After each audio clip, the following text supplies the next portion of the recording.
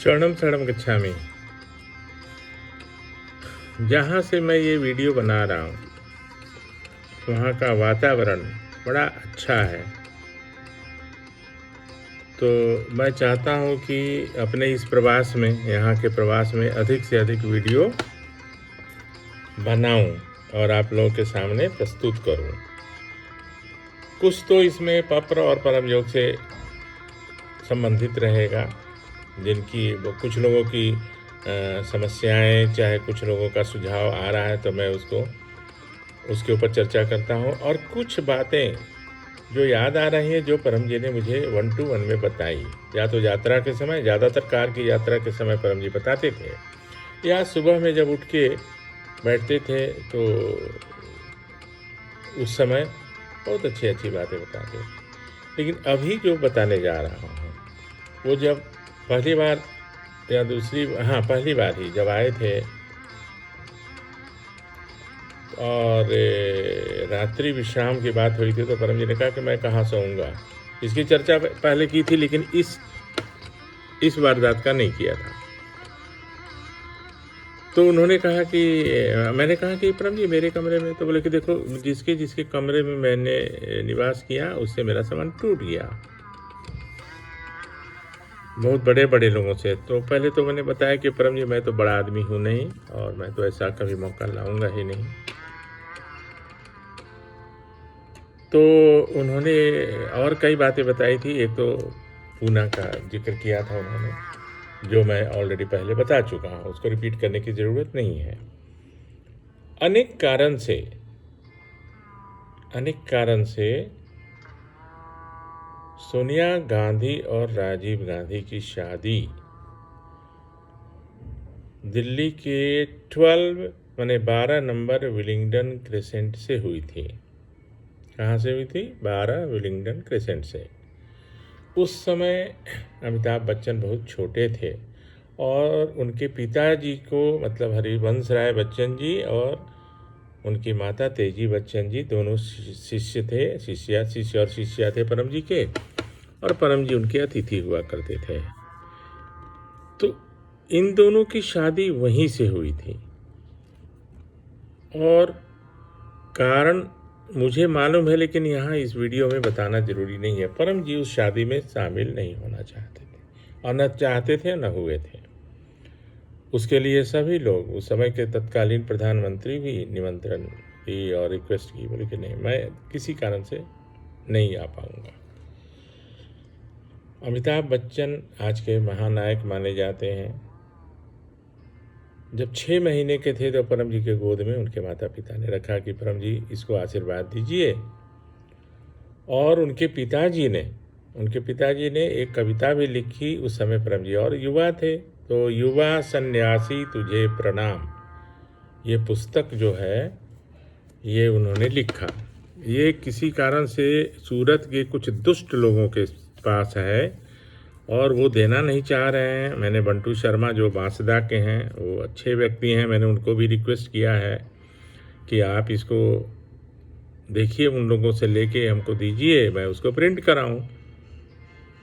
क्योंकि वो उनके पिताजी ने परम जी के ऊपर युवा सन्यासी तुझे प्रणाम, ये परम जी ने बताया कि ये पुस्तक है वहाँ पे, और उसके बाद ये लोग अभी दे नहीं रहे हैं।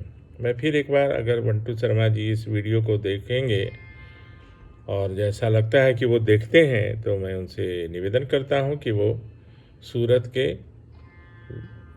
उन लोगों से के पास जिनके पास ये पुस्तक है, वो लाकर मुझे दें या भेज दें, तो मैं आभारी रहूँगा। क्योंकि मैं चाहता हूँ कि ये सब चीज़ें लोगों के सामने जाए, दुनिया में जाए। वो व्यक्तिगत संपत्ति बना के कोई ना रखे परम जी की सारी चीज़ों को। तो उस दिन से मतलब परम जी का संबंध थोड़ा ये हो गया, विच्छेद हुआ एक तरह से। क्योंकि लोगों की इच्छा थी कि परम जी वहाँ शादी में जाए, परम जी नहीं गए तो नहीं गए। परम जी के लिए कोई माने नहीं रखता कि कौन प्रधानमंत्री है, कौन राष्ट्रपति है।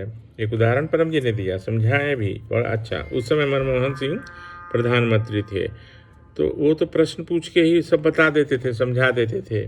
बोले कि अच्छा सुनो, तुम्हारा एक पिक्चर फोटो मनमोहन सिंह के साथ है, तो तुम क्या करोगे, तुम ड्राइंग रूम में सबसे पहले लगाओगे। क्यों? क्योंकि कोई भी आएगा देखेगा, अरे त्रिपाठी जी का फोटो तो प्रधानमंत्री के साथ है। लेकिन क्या वही फोटो मनमोहन सिंह लगाएगा क्या तुम्हारा फोटो? नहीं लगाएगा। तो परम जी का वही था, परम जी को ये जरूरत नहीं थी दिखाने के लिए कि मेरा किससे किससे संबंध रहा, कौन कौन हमारे शिष्य रहे, कौन कौन क्या थे। विजय कौल जो दिल्ली वाले रहे, जो नास्तिक थे और 12 साल परम जी के साथ घूमे, क्योंकि वो उनको अजीब लगता था, विचित्र लगता था। कोई भी बोलता था कि काम बनता है, इच्छा पूरी होती है, परम जी ऐसे हैं वैसे हैं, तो उनको विश्वास नहीं होता था। तो वो परम जी के साथ रहे और वो काफ़ी लोगों का इंटरव्यू लिया, काफ़ी लोगों का इंटरव्यू लिया। मतलब उसमें बड़े लोग थे, पुट्टपर्ती के साईं बाबा थे, मुक्तानंद सरस्वती थे, करपात्री जी महाराज थे, आनंदमयी माँ, है ना, आनंदमयी माँ, और कई लोग। आनंदमयी माँ जो इंदिरा गांधी के फैमिली के गुरु थीं।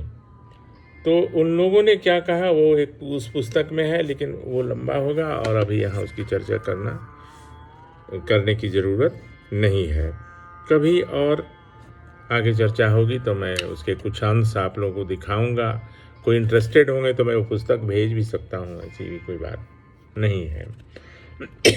तो ये सब होता रहता है और परम जी के लिए कुछ बड़ी बात नहीं है, अन्यथा तो उनके लिए सब समान, सूरज की तरह। बोलते थे सूरज जो है, सूरज का प्रकाश समान रूप से सबके ऊपर पड़ता है।